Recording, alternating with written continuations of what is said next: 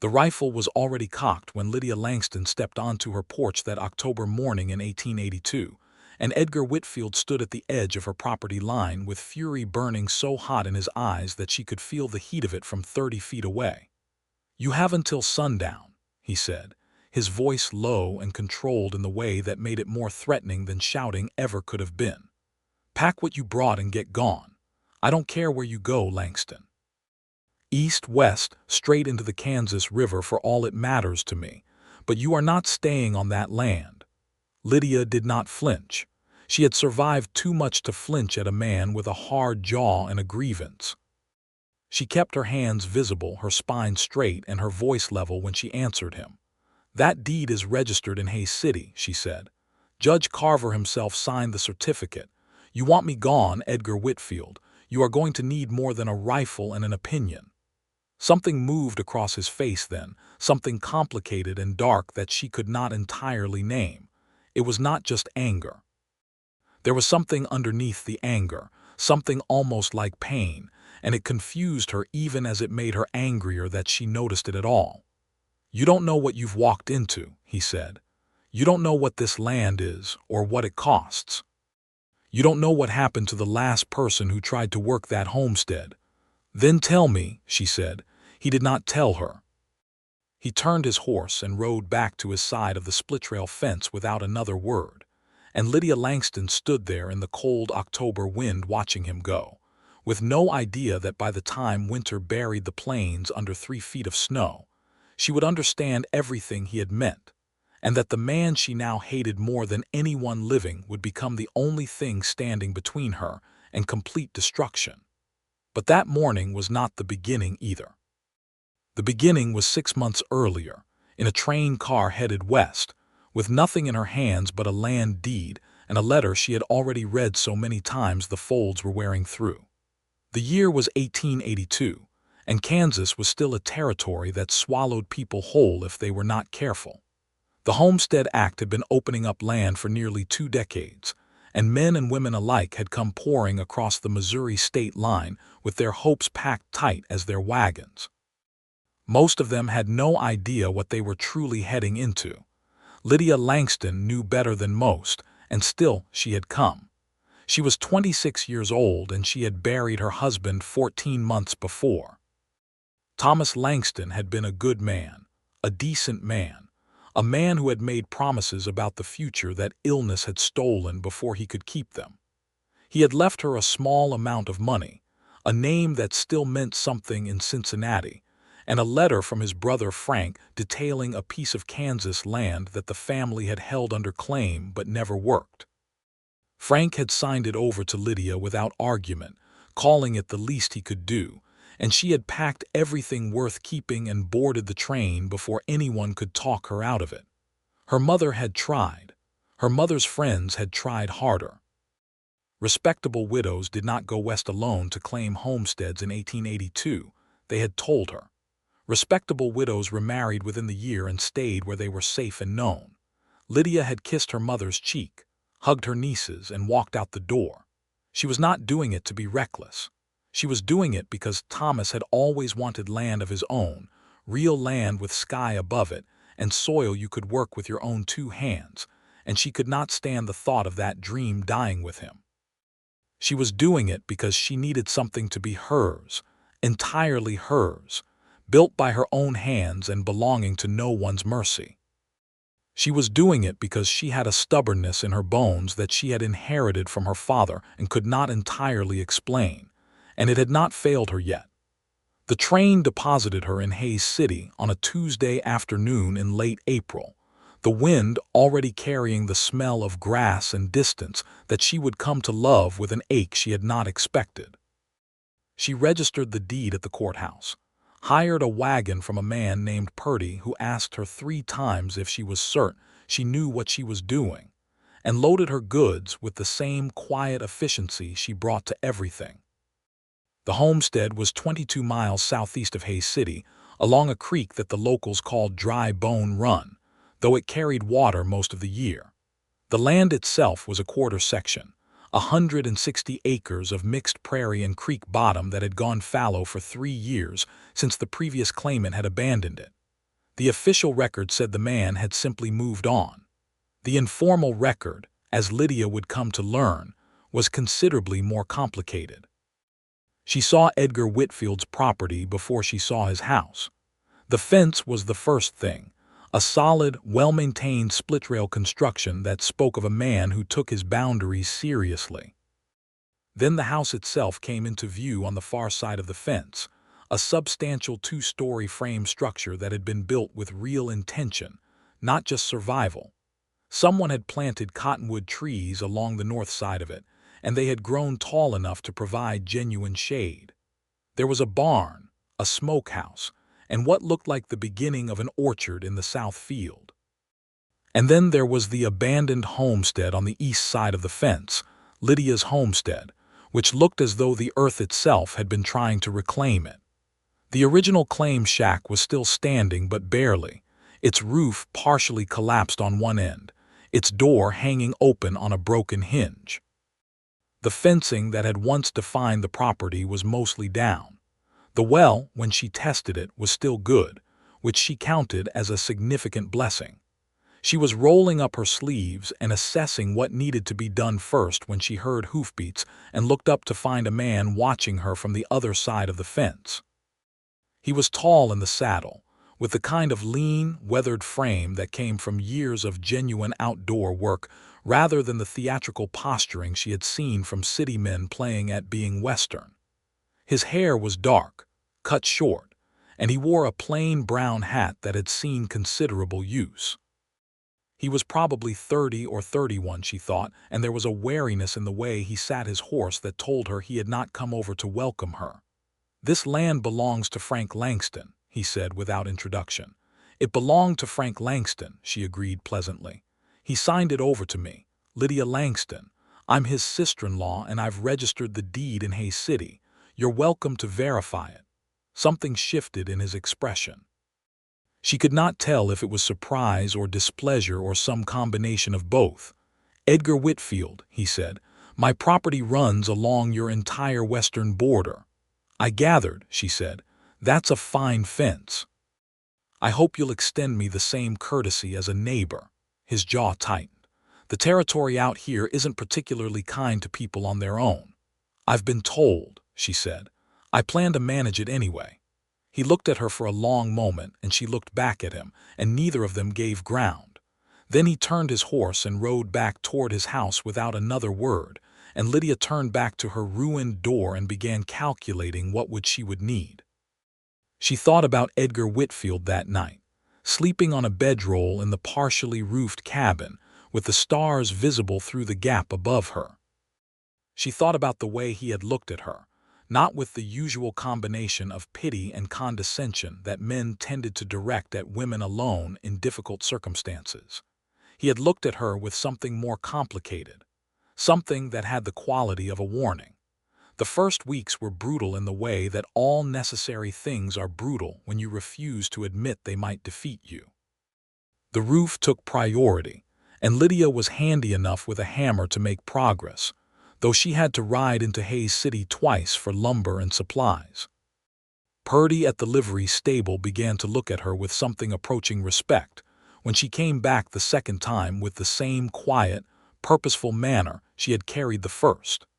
She hired a man named Calvin Greer to help her with the heaviest repairs, an older man who had been homesteading in the county for a decade and seemed to find her sensible rather than alarming.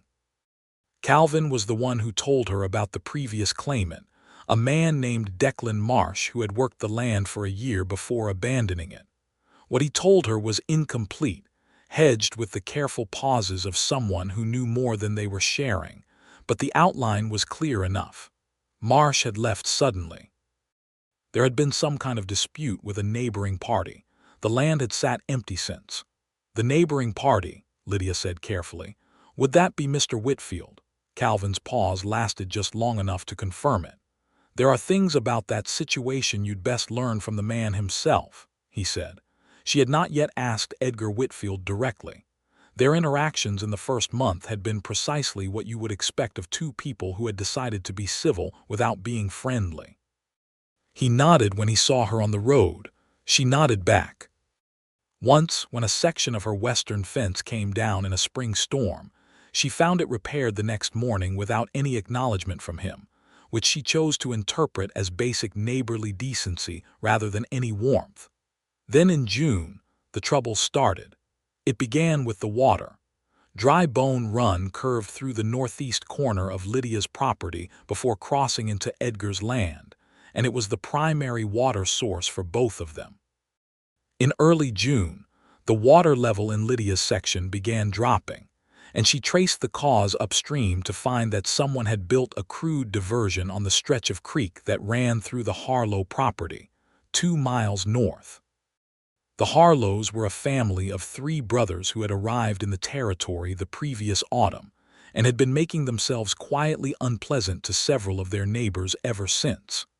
Lydia rode to the Harlow property and spoke to the eldest brother, a man named Preston Harlow, who had the particular kind of casual arrogance that comes from never having been adequately challenged in his life. She explained, politely and precisely, that the diversion was affecting water rights downstream and needed to be removed. Preston Harlow smiled at her in a way that made her skin crawl and told her that the creek did whatever it pleased, and he couldn't be held responsible for that.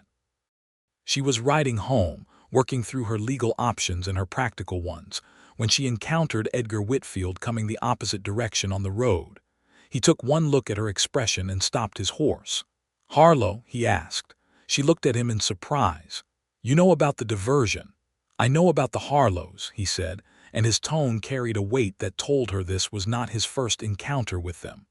"They've been running illegal water cuts on 3 properties this spring. I've had a complaint filed in Hayes City for 6 weeks. 6 weeks, she repeated, and the territorial marshal has other priorities, apparently, his mouth compressed. "I'm riding to Hayes City tomorrow to push the matter harder. You might want to put your name on the complaint as well." She considered him for a moment. This was more than he had offered her in 2 months of being neighbors, and she was not entirely certain what had changed. "I'll ride with you," she said, "if that's agreeable." The pause before he answered was brief but detectable. 6 in the morning, he said. "I don't wait." She was at the road junction at 5:55. And she saw the minute shift of his expression when he arrived to find her already there. The ride to Hayes City took 3 hours, and for the first hour they spoke mostly about the water situation, the specific legal framework of territorial water rights, and the practical steps available to them.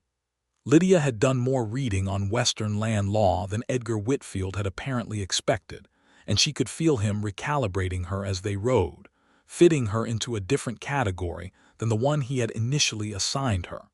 It was during the second hour that things shifted.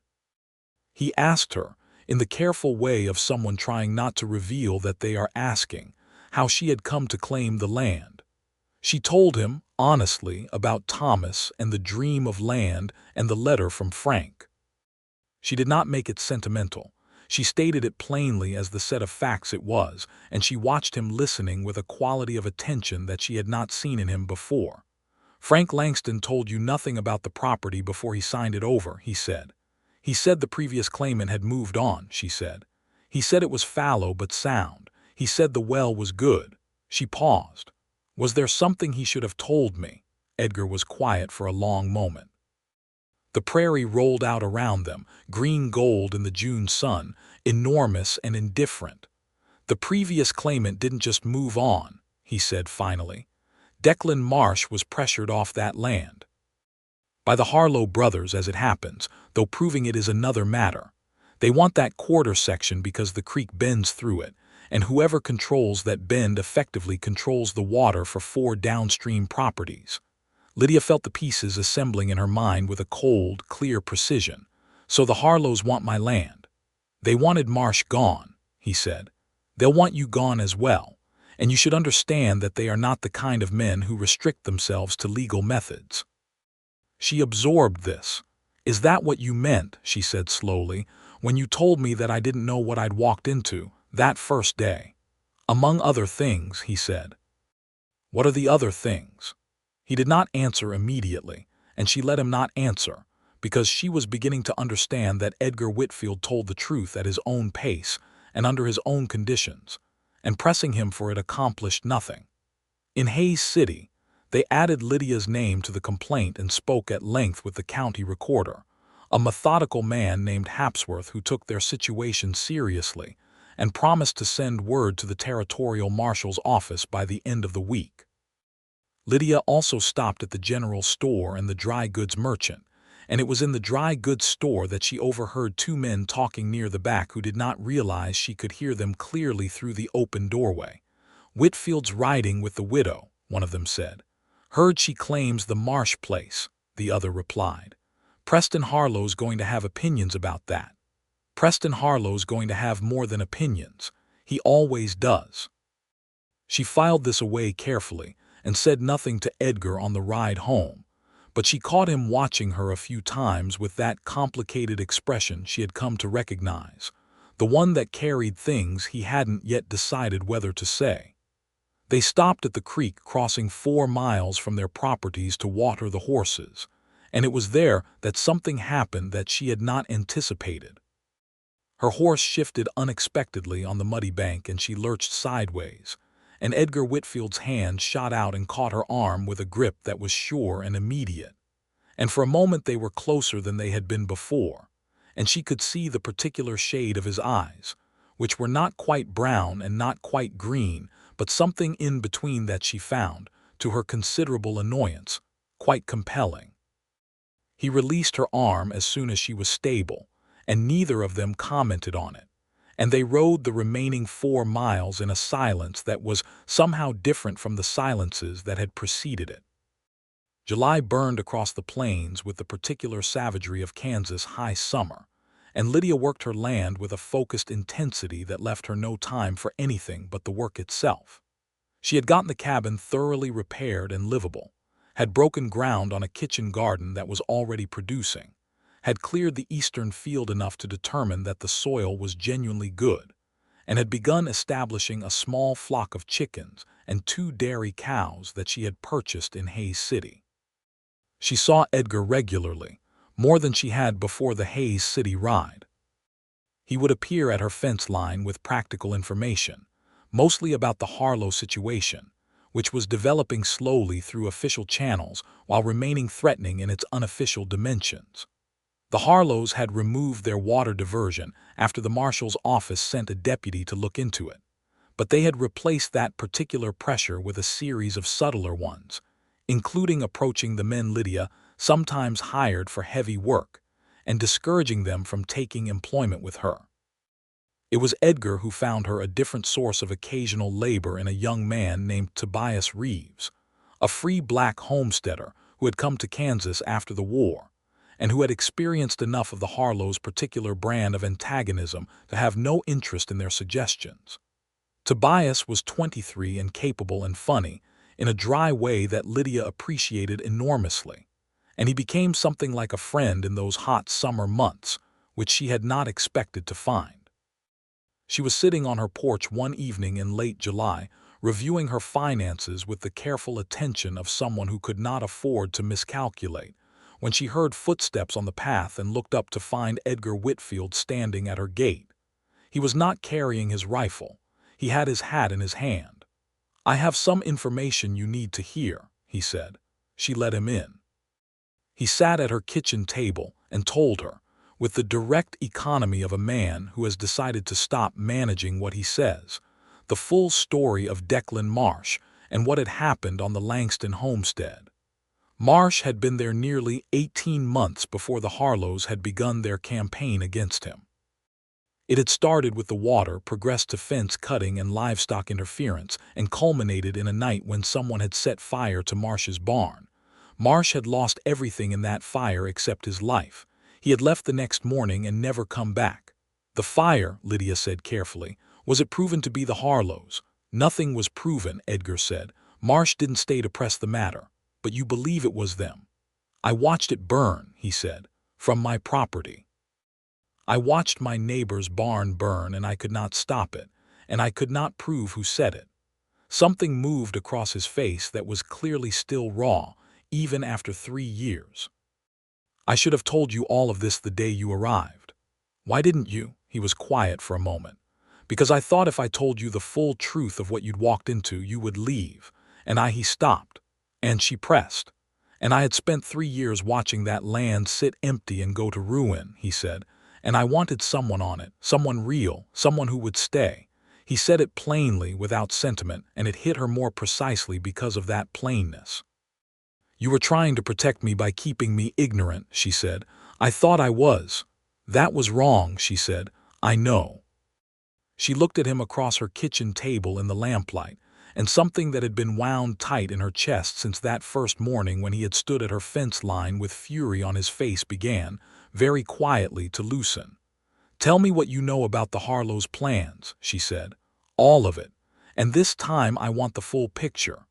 He told her everything. It took the better part of 2 hours, and by the end of it Lydia had a clearer and considerably more alarming understanding of her situation. The Harlows had not given up on acquiring the quarter section. Preston Harlow had been making quiet inquiries about the status of her deed registration and the legality of the transfer from Frank Langston. He was looking for weaknesses in her legal claim. He had, according to Edgar's sources in Hayes City, consulted with a land speculator named Aldous Crane who had a particular expertise in identifying technical defects in homestead registrations. Crane, Lydia said. I've heard that name. He was mentioned at the courthouse. He's helped 3 families lose their land in this territory in the last 4 years, Edgar said, always through legal maneuvering. Always finding some obscure point of registration law or transfer documentation that undoes the deed. Is there anything in my documentation that could be vulnerable? I don't know enough law to say.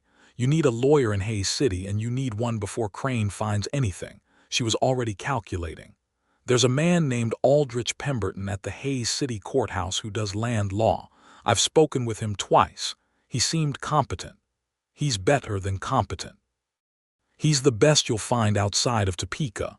She filed that away. Then she looked at Edgar directly and asked the question she had been holding back all evening. Why are you helping me? You made it quite clear when I arrived that you had no interest in being my ally. The lamplight caught the angles of his face in ways that made him look older and more tired and more human than he had appeared in the sharp outdoor light of their previous interactions. I wasn't afraid of you being my neighbor, he said quietly. I was afraid of watching another person lose everything on that land. I was afraid of what it would do to me to see it happen again. He paused. What I said to you about the territory not being big enough for both of us, that was fear talking, and I am not proud of it. She did not tell him it was all right because she was not entirely certain it was. But she felt the truth of what he had said settle into her understanding of him, reshaping things. I won't leave, she said. I want you to understand that clearly. Whatever the Harlows do, whatever Crane finds or doesn't find, I'm not leaving that land. This is where Thomas wanted to be, and this is where I'm going to stay. He looked at her for a long moment, and there was something in his expression that she could not quite categorize, something that had the quality of both grief and recognition. Then we deal with it together, he said. August arrived with the particular weight of a Kansas summer fully committed to its worst impulses. The heat was extraordinary, the kind that made the air ripple above the flat ground and turned ordinary tasks into endurance tests. Lydia worked anyway, and Edgar Whitfield began appearing with a regularity that could no longer be attributed to purely practical information sharing.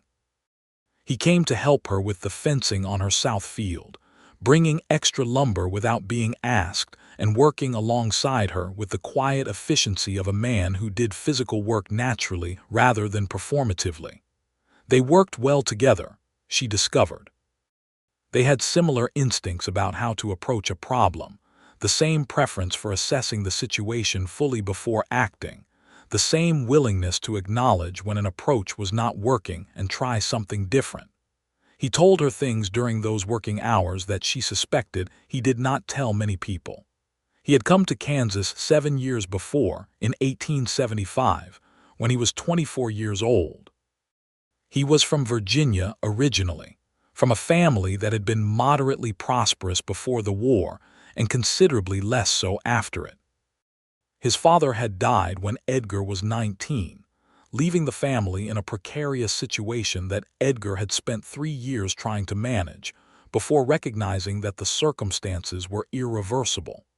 He had come west, as so many men had, carrying the particular combination of ambition and desperation that the frontier seemed designed to attract. He had built his homestead from nothing, which was obvious in the quality of it, in the evidence of years of deliberate, careful work embedded in every structure and every fenced field. The orchard he was growing would not produce significantly for another 4 years. He had planted it anyway, because he was planning to be there in 4 years and wanted the future to be ready for him. He had been engaged once in his late 20s to a woman from a Hayes City family. She had found the life he was building too isolated, too uncertain, too far from the social world she wanted. They had parted without particular drama, and Edgar had returned to his work with what Lydia suspected was a grief he had not fully articulated to himself. She told him about Thomas in return, not the edited version she gave to people who didn't know him, but the real story, about how they had met when she was 20 and he was 23, and she had thought he was the steadiest, most capable person she had ever encountered. About how the illness had come on gradually, stealing things from him slowly enough that they had both spent too long pretending it wasn't happening. About the last 6 months, when there had been no more pretending. "He told me about the land 2 weeks before he died," she said. They were sitting on her porch in the evening cool after a long day, the kind of exhausted, comfortable quiet that comes from shared hard work. "He said he was sorry he hadn't given it to me sooner. He meant it as a future. He wanted me to have a future." Edgar was quiet for a moment. "He sounds like a man who understood you." "He did," she said. "Not everyone does." "No," Edgar said. "Not everyone does." The way he said it made her look at him, and she found him looking at her, and there was something in the air between them in that August evening that was unmistakable even if she was not yet ready to name it. Then September brought the Harlow's escalation, and everything else had to wait. Aldous Crane arrived in Hayes City the first week of September, and within 3 days he had filed a formal challenge to Lydia's deed registration, claiming a defect in the transfer documentation from Frank Langston. The specific legal argument was technical and deliberate, targeting an element of the transfer language that, according to Crane's filing, constituted an invalid conveyance under territorial law as it had stood in the year the original claim was made. Lydia sat in Aldrich Pemberton's office in Hayes City and read the filing 3 times with a cold, focused clarity that Pemberton seemed to find remarkable in a person whose property was being directly threatened. "Is the claim valid?" she asked. Pemberton, a careful man in his 50s with a meticulous legal mind, tapped his pen against his desk. "The argument is clever," he said. "Crane is not wrong that there is an ambiguity in the transfer language. Whether that ambiguity constitutes a defect sufficient to invalidate the deed is a matter of interpretation, and it will ultimately be a question for a territorial court to decide. How long would that take? 6 months at minimum, possibly 18. And in the meantime, your claim is technically under challenge. Your right to the land is in a legal gray area until the matter is resolved." "Which the Harlows know," she said. "Which the Harlows absolutely know," he confirmed.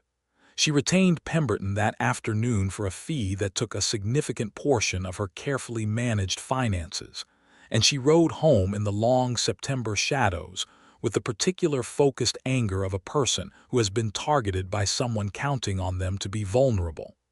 Edgar was waiting at his fence line when she arrived.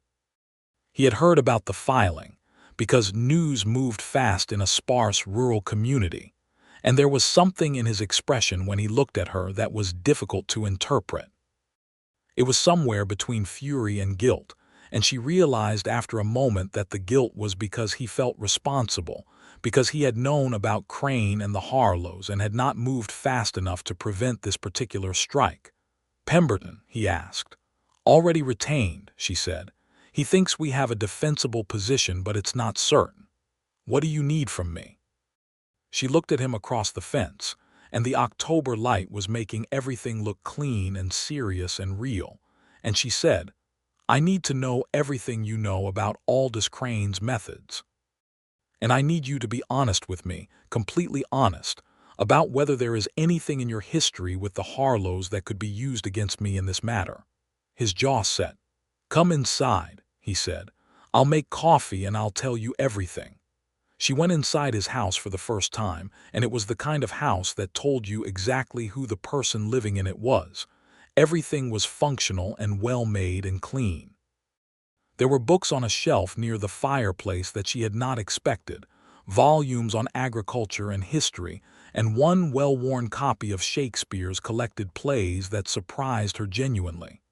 "Shakespeare," she said. "My mother's," he said simply, and she understood that there were things about Edgar Whitfield that he kept like that, close and quiet and not offered up easily. He told her about Crane over coffee that lasted 2 hours. Crane had a history with the Harlow brothers going back several years, a working relationship that had proven profitable for both parties.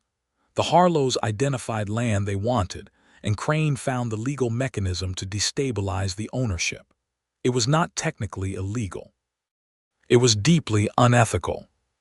3 families had lost property to it in the territory over the past 4 years, and in each case the challenge had dragged on long enough that the existing claimant, unable to farm effectively under the cloud of the legal dispute and depleted by legal fees, had eventually sold at a fraction of the land's value to a buyer connected to the Harlow interests. "That's the trap," Lydia said. "They don't necessarily expect to win in court. They expect to outlast me." "Yes," Edgar said. "So the counter-strategy is not to fight the legal battle alone," she said. "It's to maintain the land productively enough that I can sustain the legal fight financially, and to build a broader case against the Harlows that makes them less interested in continuing." "That's roughly what I've been thinking as well," he said. "Have you been thinking about this for a while?" "Since the day you arrived," he admitted. "I've been thinking about what might happen and what could be done about it." He set his coffee cup down with deliberate care. "I know I didn't show you that very well at the beginning.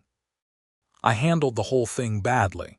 "You did," she agreed, "but you've been handling it better since June." The corner of his mouth moved in something that was almost, not quite, a smile. They began working in earnest and in real partnership after that, which was different from the cautious cooperation that had come before.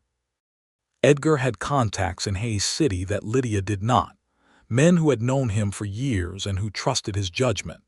And through those contacts, he began quietly building a documentation of the Harlow brothers' activities in the territory, the water violations, the labor interference, the intimidation of various small homesteaders who had not had the resources or the stubbornness to fight back.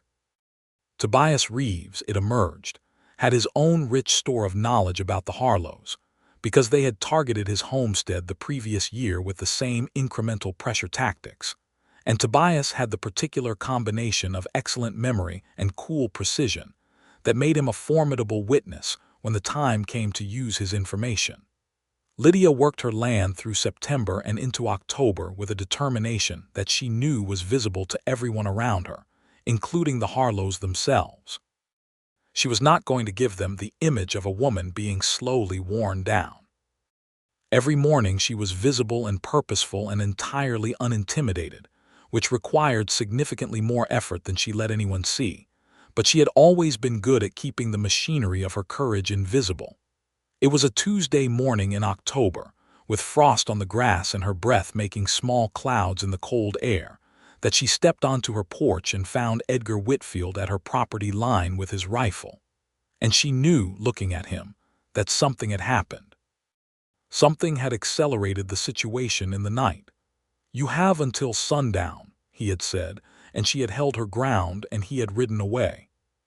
What she did not know in that moment, and what she learned an hour later when Tobias came riding hard down her lane with news, was that Edgar had discovered at 3 in the morning that someone had been on his property, cutting his fence line along the section nearest to Lydia's land. He had ridden out to investigate and found evidence that suggested the next target was not his fence but hers, that there was a plan being executed that night or the next that would compromise her physical security on the property in a way she needed to understand immediately. He had come to her porch that morning not out of hostility, but out of desperate, badly expressed concern. When he had said, "You have until sundown," he had meant it as, "You have until sundown to understand how serious this has become," not as a threat to leave. His delivery had been so catastrophically wrong, filtered through a night of no sleep and a rising fury at the Harlows, that it had come out sounding like an ultimatum. Tobias told her all of this in the yard, and Lydia stood listening with her arms crossed and something moving through her that was not entirely anger, though anger was part of it.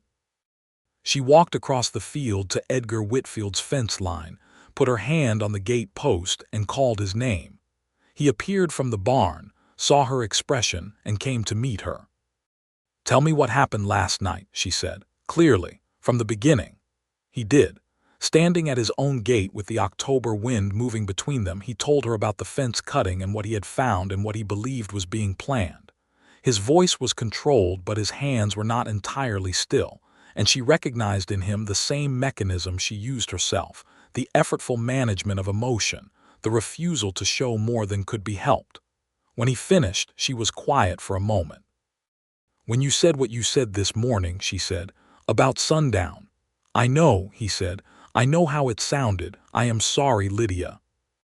It was the first time he had used her given name, and something about it, the simplicity of it, the way it fell from him as though it had been there waiting, made the anger drain out of her in a rush that left something else in its place. "Edgar," she said, which was also the first time she had used his given name directly. "Yes. We are going to deal with the Harlows," she said, "together, and then we are going to figure out the other thing." He looked at her with an expression she recognized because she had seen pieces of it before, in the August evening on her porch, in the September kitchen over coffee, in 100 small moments of alignment between them that had been accumulating in the space where something significant was building. "What other thing?" he asked carefully. "The thing," she said, "where you are not just my neighbor." He was quiet for a full moment, and then he said, "Yes," very simply, and she felt that yes land in her chest like something coming home. But there was still the Harlows and the matter of the homestead and the legal challenge that was not going to resolve itself. They had perhaps another week, possibly 2, before whatever the Harlows were planning accelerated to a point where it could not be managed without crisis. They needed to move first. The plan they assembled over the following 3 days was more complex than anything Lydia had attempted before, and it required coordinating with Pemberton in Hayes City, with Tobias who had his own legal grievances to formally register, and with 2 other small homesteaders in the county who had been quietly suffering under the Harlow brothers' ambitions, and who were, as it turned out, entirely willing to add their names to a formal consolidated complaint if someone organized it properly. Lydia organized it properly. She rode to each of the other affected homesteaders personally, a woman named Clara Hutchins whose grazing access had been interfered with, and a man named Joseph Bauer who had been pressured off his claim the previous winter, but who had not technically relinquished the deed, and was willing to rejoin the fight if there was a genuine legal structure around it. She sat at their kitchen tables and explained the plan in clear, plain language, and she watched them make the decision to fight back with the particular expression of people who had been afraid for a long time and were choosing not to be anymore.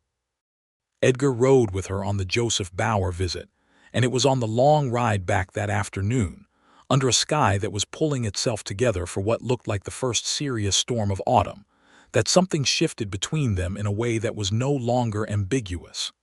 They had been talking about nothing in particular, the kind of conversation that flows easily between people who know each other well, and then they were not talking, and the silence was the good kind, the kind that doesn't need filling. And then Edgar said, without particular preamble, "When this is over, when the Harlows are dealt with and your deed is secure, I want to ask you something." She kept her eyes forward on the road, but she could feel her heartbeat change. "What kind of something?" she asked. "The kind that requires an answer," he said, "and possibly a fair amount of patience while I find the right words for it." She considered this. "I'm a patient person," she said, "within reason." He made that almost not quite a smile expression she had come to watch for. "Good," he said.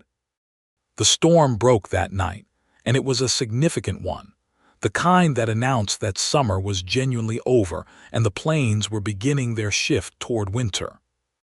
Lydia lay in her cabin listening to the rain on the new roof she had built and felt, underneath the anxiety about the Harlows and the legal challenge and the uncertain future, something that was unmistakably warm and real.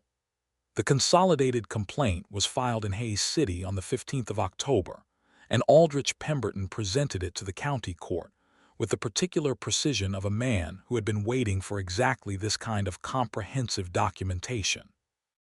The complaint against the Harlow brothers covered water violations, land access interference, documented intimidation, and the specific incident of the barn fire 3 years before, for which Tobias Reeves provided a witness account that he had kept quietly documented for his own protection.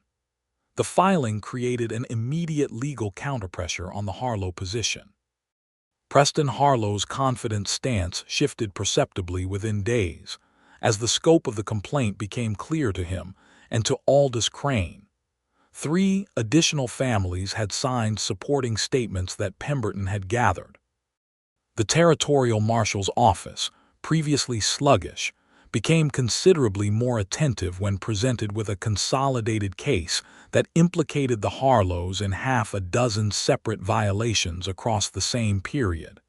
It was not over quickly. The law moved at its own pace, deliberate and impersonal, and there were weeks of correspondence and hearings and waiting that required Lydia to keep working, keep managing, keep the machinery of the homestead running while the machinery of justice operated in parallel. But the direction had shifted, and they all knew it. In those weeks, something else was being built. It grew the way important things grow, not in grand gestures, but in the accumulation of ordinary moments that carry extraordinary weight. Edgar helping her move the heavy frame timbers for the small addition she was adding to her cabin. Lydia bringing meals to his house on the days when she knew he had been out since before dawn and had not stopped. The evenings that started as practical conversation and stretched into something else entirely, the kind of talking that goes underneath the surface of things and stays there. He told her about Virginia, about the specific quality of the light in the autumn there, which he still occasionally missed, though he had put his future entirely in Kansas and did not regret it. She told him about Cincinnati, about the particular way the Ohio River looked in winter, which she found she missed less than she had expected because what she was building here was already more hers than anything she had left behind. They talked about Thomas, which she had not expected to do, but Edgar asked about him with genuine interest and without the awkward reverence that some people brought to the subject of a deceased husband. He wanted to understand who Thomas Langston had been as a person, and so she told him honestly, including the ways Thomas had been imperfect, the stubbornness that could tip into inflexibility, the occasional difficulty in accepting help. Edgar listened and said at the end of it, "He sounds like someone you would have loved," and she found that this was exactly the right thing to say, though she could not have specified why. "He was," she said, "and I did, and it doesn't preclude anything else." Edgar looked at her steadily. "No," he agreed, "it doesn't." November arrived, and with it the first genuine cold, the kind that made the ground ring underfoot and turned the creek surface to ice along the shallow edges each morning. The legal situation with the Harlows was moving toward a resolution that would not be final until spring, but the immediate physical threat had subsided under the weight of official scrutiny. The Harlows were being careful now, very careful, and their particular brand of pressure had shifted to the passive kind that legal proceedings required. Lydia's homestead had taken on the look of a going concern. The cabin was well repaired and insulated. Her winter provisions were substantial. Her livestock was settled in for the cold season, and the kitchen garden had been properly put to bed for the winter with next year's seeds sorted and stored. She had broken and turned 3 additional acres of the eastern field in the last weeks of decent weather, which would be ready for planting in the spring. She had done most of this herself, with Tobias's periodic help, and with Edgar's presence on a near-daily basis that had become as natural to the rhythm of her life as the creek and the wind. It was a Thursday evening in mid-November, the first real snowfall of the season drifting down outside the windows of her cabin, when Edgar Whitfield sat across her kitchen table with his coffee cup in his hands, and the expression on his face of a man who had been building up to something and had decided the time for it was now. "I said I was going to ask you something when this was over," he said. "I remember," she said. "It's not entirely over yet," he acknowledged. "The Harlow matter will take until spring at minimum, but I find I am not willing to wait until spring." Lydia set down her own cup and gave him her full attention. "Lydia," he said, and there was a quality to how he said her name now that she could have identified blind in a crowd. "I have been most of my life a person who keeps things very close and does not ask for what he wants because asking makes the wanting real and real things can be lost. And I have watched you, these past 7 months, be nothing like that. And it is the most instructive thing I have observed in a long time." "You want to ask me something," she said. "I want to ask you if you would be willing to consider me," he said. "In the capacity of a man who would like to court you properly, with your full knowledge and consent, and with the eventual intention of asking a more specific question when we have both had the time to be certain." He paused. "I realize I am being careful again. What I mean, Lydia, is that I am entirely in love with you, and I would like the opportunity to pursue that in a manner that is worth you." The snow was coming down steadily outside, and the lamp on the table made the kitchen warm and yellow, and Lydia Langston looked at Edgar Whitfield across a table that had become as familiar to her as her own hands, and felt the particular quality of a moment that is genuinely changing. "Edgar Whitfield," she said, "you have been the most aggravating, complicated, honest, capable, secretly soft-hearted man I have ever had the considerable experience of knowing, and I have been entirely in love with you since approximately mid-August." He looked at her, and the expression on his face was something she had never seen on him before. It was open in a way that his face rarely was, unguarded and wondering, and she found it so completely him, so specifically Edgar, that she felt it like a physical thing. "Mid-August," he said, "when you brought the extra lumber for the south fence without being asked," she said, "and then wouldn't take any credit for it." He laughed, which was also rare enough to be remarkable, a real laugh that changed his whole face, and Lydia thought that she intended to make him do that as often as possible for the rest of her life. He reached across the table and took her hand, and it was the first time they had touched since the moment at the creek in June when he had caught her arm, and both of them felt the weight of every mile of distance that had been between them since then. "May I?" he said, and she nodded, and he leaned across the table and kissed her, carefully and thoroughly, and the snow came down outside and the lamp burned steady, and that was the beginning of the thing that had been building since the very first morning. They were not in a hurry after that, and they were not slow either. They were two people who had both already lost things and who understood the value of what they were building, and they brought to it the same quality of careful, committed attention they brought to everything else that mattered. Edgar courted her with a formality that she found genuinely touching, because it was not performance, it was respect, the sincere expression of a man who wanted to do this right. He brought her wildflowers in November when they could still be found along the creek. He read to her on winter evenings from his mother's Shakespeare, and she read back from the novels she had brought west in her trunk, and they argued enjoyably about characters and debated interpretations, with the pleasure of two people who are well matched in their minds. He also helped her design the spring planting plan for the homestead with the same thoroughness he brought to his own farming, working through it with her on the kitchen table over several evenings, mapping the fields and the soil conditions and the market opportunities with a precision that she found entirely attractive.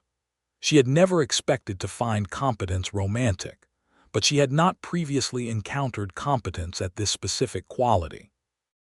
December settled the plains under its proper blanket of cold and silence, and the homestead was as ready for winter as it could be. Lydia had gone to Hayes City once in November for supplies and once in early December, and on the December trip she had called on Pemberton, who had encouraging news. The consolidated complaint was producing results. The territorial court had taken formal notice of the Harlow brothers' pattern of conduct, and Aldous Crane's challenge to Lydia's deed was now embedded in a much larger legal context that made it considerably harder to pursue in isolation.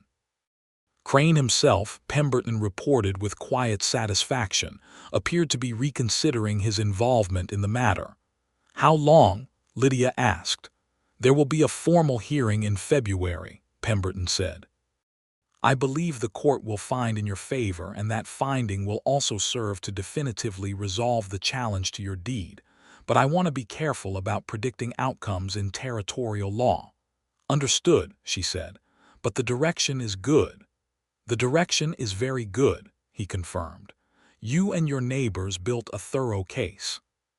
She reported all of this to Edgar that evening, and to Tobias the next day when he came to check on things, and there was among the three of them a shared satisfaction that had the quality of something hard-won and genuinely meaningful. Christmas arrived quietly on the plains, and Edgar came to Lydia's cabin with a bundle of cedar branches that he had cut from the draw south of his property, which perfumed the whole place, and a small, carefully made gift that he presented with the slight awkwardness of a man not accustomed to giving presents, which made it more endearing than perfect ease would have. It was a small frame, made from good wood and fitted with glass, and inside it was a careful hand-drawn map of both their properties together, showing the creek and the fields and the fence lines and both the houses, drawn with a precision that told her he had spent considerable time on it. "So you can see what it looks like whole," he said, "both sides of the fence." She looked at it for a long moment, and then she looked at him and said, "Edgar, are you in the habit of making declarations in metaphors?"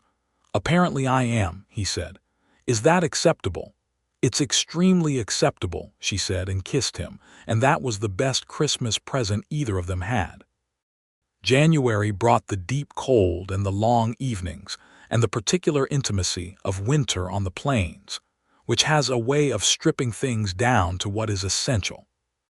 They spent more time together than ever, moving between both houses, and the line between their two properties felt less like a boundary and more like a seam connecting two parts of the same thing. Edgar told her things in January that he had not yet told her, not because he had been hiding them, but because some things need the particular conditions of deep winter and lamplight and absolute trust before they come out. He told her about the night of Declan Marsh's barn fire, about standing at his fence and watching it burn, and the helplessness that had done something to him that had not entirely healed.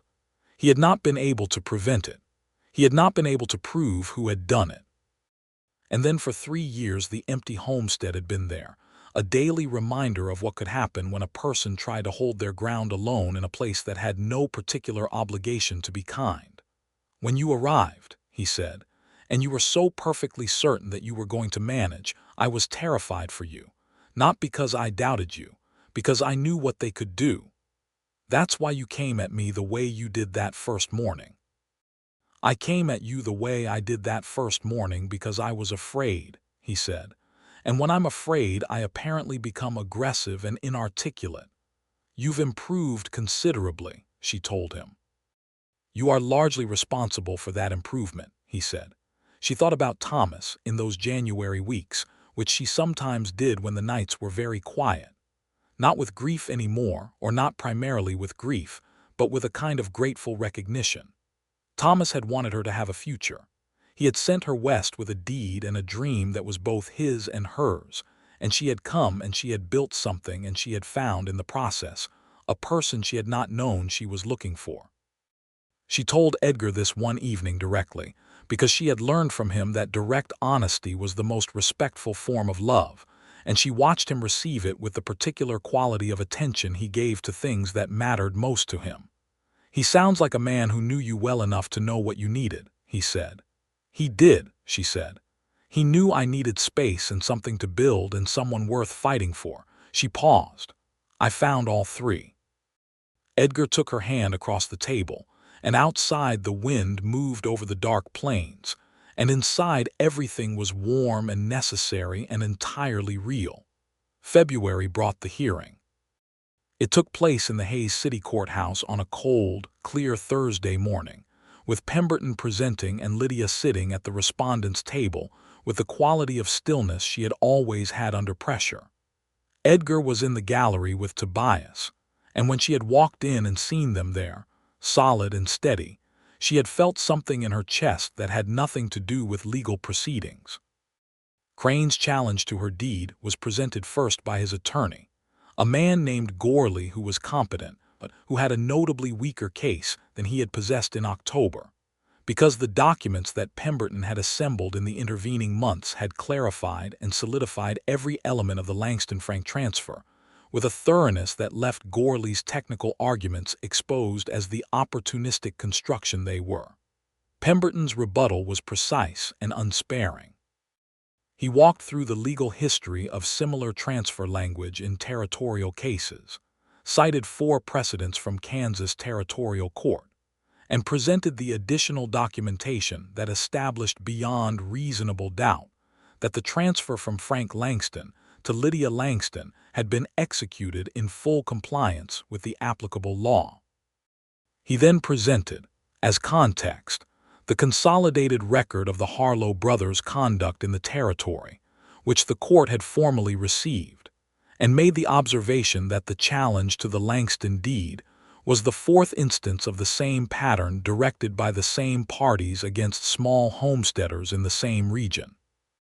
The judge was a man named Alderton, who had a reputation for careful deliberation, and he deliberated for the better part of an afternoon before delivering his finding. The challenge to Lydia's deed was dismissed with prejudice. The transfer from Frank Langston was confirmed as legally valid. The Langston homestead was, as of that February afternoon, entirely and uncontestably hers.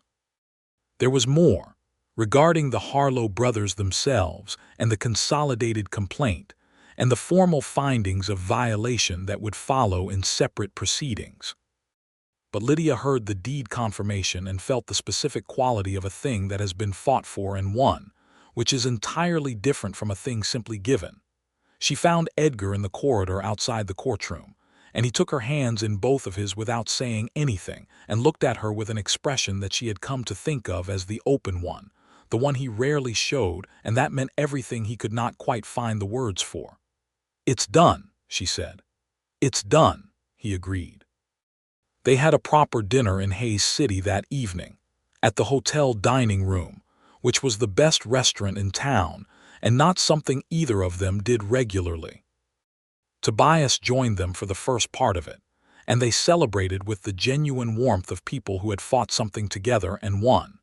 And then Tobias took his leave with a grin that suggested he was well aware of the nature of the evening, and Lydia and Edgar sat across from each other in the hotel dining room with the candles and the good food, and the weight of 7 months of everything between them. "You said," Lydia observed, with the particular directness that Edgar had come to think of as one of his absolute favorite things about her, "that you intended to ask a more specific question when we had both had the time to be certain." "I did say that," he agreed. "I have had the time," she said.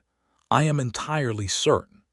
Edgar Whitfield, who was not a man given to impulsive gestures, reached into the inside pocket of his good coat and produced a ring that she had not expected, a simple gold band with a small garnet set in it, which was precisely the right ring for a woman who valued exactly made things over elaborate ones. "I have been carrying this since December," he said. Because I was also certain by December, and I wanted to be ready when the time was right. Lydia Langston, will you marry me? Not because the land would be more sensible managed together, though it would be. Not because this territory is easier with two than one, though it is. But because I want to spend every remaining morning of my life with you on that porch, watching the sun come up over your fields, and I want to argue with you about Shakespeare in the evenings. And I want to build that orchard with you, and show you what it looks like when it flowers in about 3 more years. And because without you the whole enterprise of it seems considerably less worth having. Lydia took the ring from him and put it on her own finger, because she was Lydia Langston and she did things with that kind of deliberate agency. And then she said, "Yes, Edgar. Obviously yes." He laughed and she laughed, and the people at the neighboring tables who had been listening with varying degrees of discretion applauded. And Edgar Whitfield looked around at them with a surprise that was so genuine and so endearing that Lydia felt it like a flash of warmth straight through her. They were married in the Hayes City Church on a Saturday in late March, with the first green pushing through the winter-flat prairie, and the sky doing the Kansas thing of being so enormous and so blue that it seemed like a statement rather than just weather. Tobias Reeves stood for Edgar, and Clara Hutchins stood for Lydia, and the service was brief and honest and entirely right. Lydia's mother had come from Cincinnati, arriving on the Thursday train with an expression that moved from apprehension to assessment to something approaching approval over the course of the 2-day visit, as she saw the homestead and the man and the life her daughter had built. She pulled Lydia aside the night before the wedding and said, "He looks at you the way a man looks at something he's afraid of losing." "He does," Lydia said, "and I look at him the same way." Her mother considered this. "Good," she said. "That's the kind that lasts." After the ceremony they rode back to the homestead together, and it was not one property or the other but both of them, the fence between them now serving as an interior boundary within a single shared enterprise. They had discussed this practically over several evenings, with the same thorough attention they gave to planting plans and legal matters. How the two properties would be worked together, how the finances would be managed, how the orchard would eventually be expanded, how the additional land that Edgar had been quietly optioning on the south side would be incorporated into what they were building. The first spring of their marriage was the best spring Lydia had ever known, and it was precisely because of the work. They planted the eastern fields together, the good soil she had turned the previous autumn receiving the seed with the kind of readiness that promised a strong first harvest. The kitchen garden went in with twice the extent it had before. Edgar's established fields came into full production with the additional help of her attention and her hands. The creek ran full and clear, because the Harlow brothers' water diversions had been formally prohibited under the court's findings and were not rebuilt. The Harlow brothers themselves had left the territory by April, which Lydia learned from Tobias with a satisfaction that she allowed herself to feel fully and then put aside. Their departure did not undo what they had done to Declan Marsh or to the other families they had pressured. It did not undo those years, but it meant the territory ahead was clear of them, and that was worth something. Tobias's own legal situation had improved substantially in the wake of the consolidated proceedings, with his water rights formally confirmed, and his property boundaries clarified in a way that provided genuine security. He had a good year with his own homestead and was beginning to think about expansion, which Lydia and Edgar encouraged with the enthusiasm of people who had come to understand exactly how much the presence of good neighbors meant. Summer arrived, and with it, the particular richness of a first harvest on ground you have worked yourself. The eastern field yielded better than the most optimistic projection. The orchard, 3 years from significant production but already showing the kind of structural health that promised abundance to come, had flowered in May in exactly the way Edgar had promised, white blossoms against the spring sky that were, she admitted freely, one of the most beautiful things she had ever seen. "You told me about those flowers in November," she said to him one morning in June, standing in the orchard rows with the early sun warm on their faces. "I wanted you to have a reason to stay for the spring," he said. She looked at him with the full frankness she had always had with him. "Edgar, I was never going to leave." "I know," he said. "But I wanted to give you the flowers anyway." She kissed him there in the orchard, with the Kansas morning opening up around them and the land running green in every direction. And it was, she thought, entirely worth every terrible and difficult and frightening thing that had come before. By summer's end Lydia knew she was expecting, and she told Edgar on an evening in late August, a year almost to the day from the evening on her porch when something unnameable had first moved in the air between them. He received the news with an expression she had never seen on him before, something beyond the open one, something that went all the way down. He pulled her to him without speaking and held her, and she felt him breathe, and then he said quietly against her hair, "A year ago I was standing on that porch hating myself for coming at you wrong on your first morning and not knowing how to undo it. And now," she said. "And now," he said, "I have more than I knew how to want." Their son was born in May of 1884, in the cabin that Lydia had repaired with her own hands 2 years before, with the doctor from Hayes City present and Edgar maintaining the kind of composed exterior that fooled no one about the fact that he was terrified and devoted and entirely present. The boy was healthy and loud, and had his father's dark hair and his mother's particular expression of focused assessment, which Edgar commented on within approximately the first hour. They named him Thomas William Whitfield, Thomas for Lydia's first husband who had sent her west with a deed and a dream, William for Edgar's father. It was an act of complete honesty about where they had both come from and what they had carried to this place, and it was, they both felt, exactly right.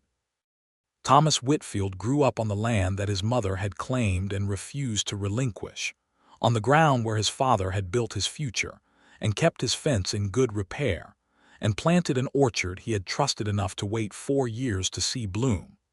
He grew up knowing the story, because his parents told it to him without editing the difficult parts, because they believed a person deserved to understand the full complexity of what they had inherited. They told him about the Harlows, and about Declan Marsh, and about the legal fight, and about Tobias Reeves who came for supper every few weeks and had, by the time Thomas was 3, begun bringing a woman named Ruth who was quiet and sharp-eyed, and who Lydia immediately liked. They told him about the train from Cincinnati, and the deed registered in Hayes City, and the rifle at the property line on an October morning that turned out not to be what it seemed. They told him about his father standing at the fence with fury and fear and a terrible inability to say what he meant, and about his mother standing on her porch and holding her ground, and about how both of those things had been necessary, in their way. She claimed the land, Edgar told his son once, when Thomas was old enough to understand it, and I said the territory wasn't big enough for both of us, which was the most wrong I have ever been about anything in my entire life. Thomas looked at his father with the considering expression he had inherited from his mother. "Why did you say it?" "Because I was afraid," Edgar said. "And sometimes fear makes you try to push away the very thing you need most." "What changed?" Thomas asked.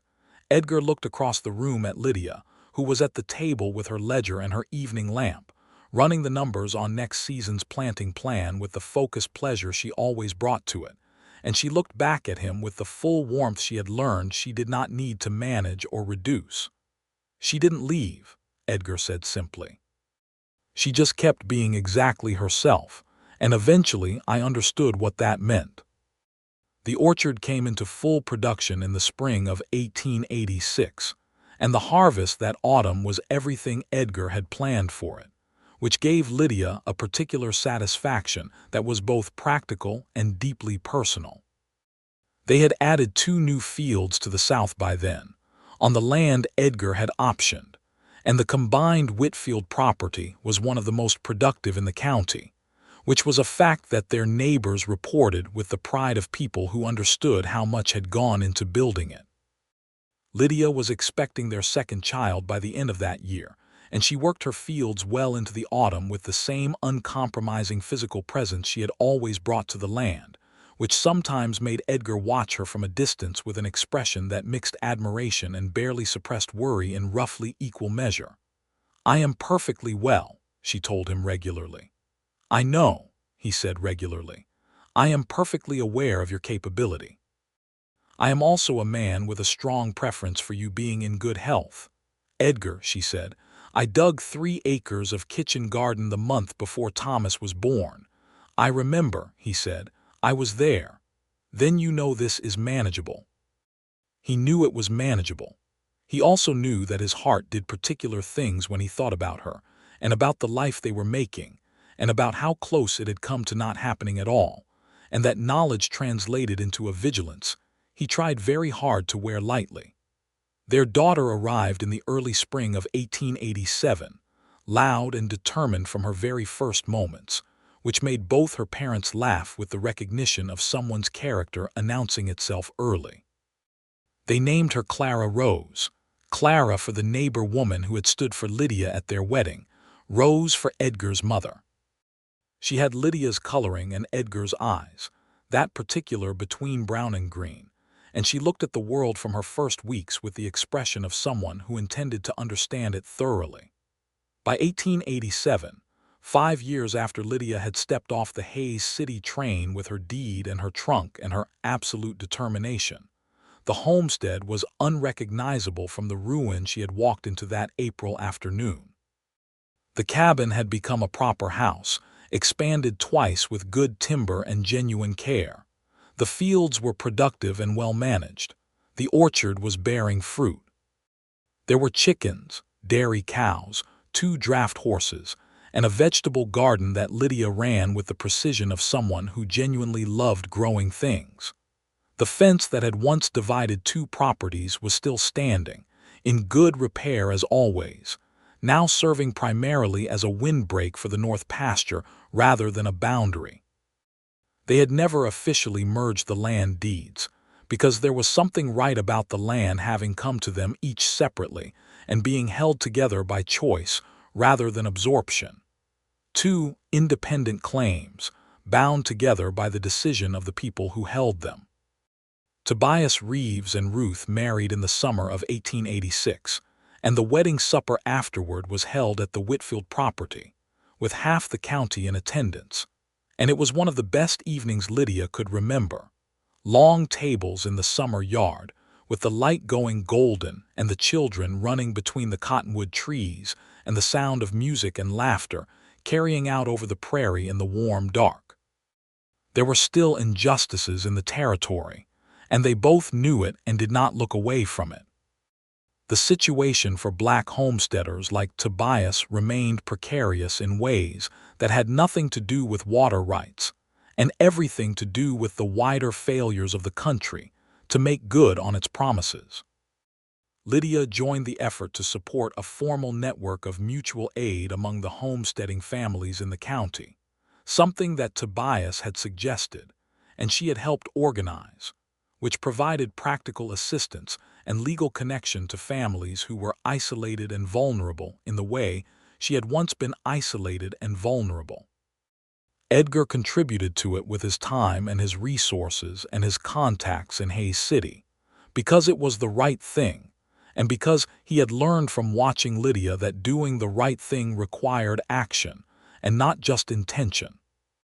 In the autumn of 1888, a letter arrived from Frank Langston in Cincinnati, who had heard through the family network about the life Lydia had built, and who wrote to congratulate her, and to say, with the particular honesty of someone who knows they didn't do quite enough, that he was glad the land had gone to someone who would see the dream through. She wrote back a long letter that was honest and warm, and gave him the full picture of everything that had come to pass on the quarter section he had signed over to her with a clear conscience, including the legal fight she had not expected, and the man she had found on the other side of the fence. Frank wrote back to say he had suspected there was more to Edgar Whitfield than Frank had bothered to investigate, and that he was glad to have been proven right in his instinct to hand the land to someone stubborn enough to make it matter. She showed the letter to Edgar over breakfast, and he read it with the small smile she loved, the one that had started as an almost not quite and had gradually become fully itself over the years. "He called you stubborn," Edgar observed. "He meant it as a compliment," she said. "So do I," he said, "every time I think it." The prairie turned its colors in October of 1888, and Lydia Whitfield stood on the porch of the house she had built and watched the light move across the fields in the long morning way it had, golden and enormous and entirely itself. The eastern field had been harvested, and the south fields were putting themselves to bed for winter. The orchard stood bare-branched and satisfied. The cottonwoods along the north side of Edgar's original house had grown taller in the 6 years since she had first seen them, their leaves going yellow-gold and dropping in the breeze. Thomas was 4, running circles around the yard with the absolute energy of a small person for whom the world is still entirely new and full of things that need investigating. Clara was 18 months, standing at the porch rail with her particular determined expression, watching her brother with an attention that suggested she was planning to do whatever he was doing at the earliest available opportunity.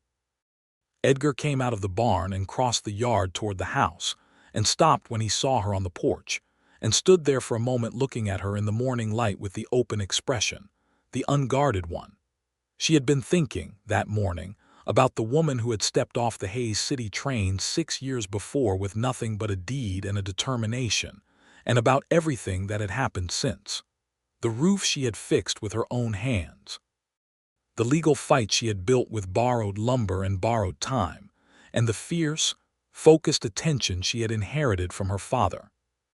The man at the fence line who had said the territory wasn't big enough for both of them, who had been more wrong than he had ever been in his life, and who had grown into someone she loved with the kind of completeness that takes time and honesty and genuine courage to build. "What are you thinking?" Edgar asked, coming up the porch steps. "I'm thinking," she said, "that I was right to come west."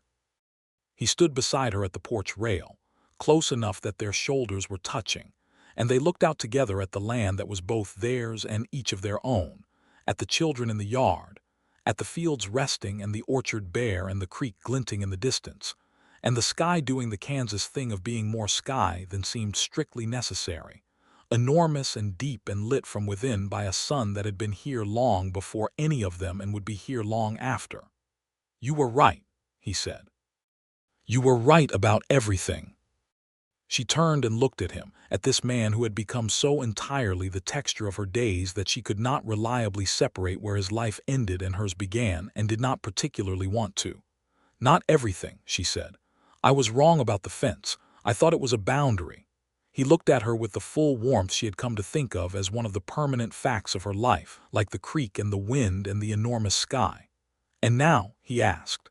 "Now I know it's just a seam," she said, "between two things that belong together." He kissed her on the porch in the October morning, with the children in the yard and the fields at rest, and the future already well underway. And somewhere in the distance Tobias Reeves was working his land with Ruth alongside him, and Clara Hutchins was managing her newly expanded property with the confidence of a woman who had been part of something that mattered, and the territory stretched out in every direction full of people making lives out of difficult ground. And it was exactly what it was supposed to be.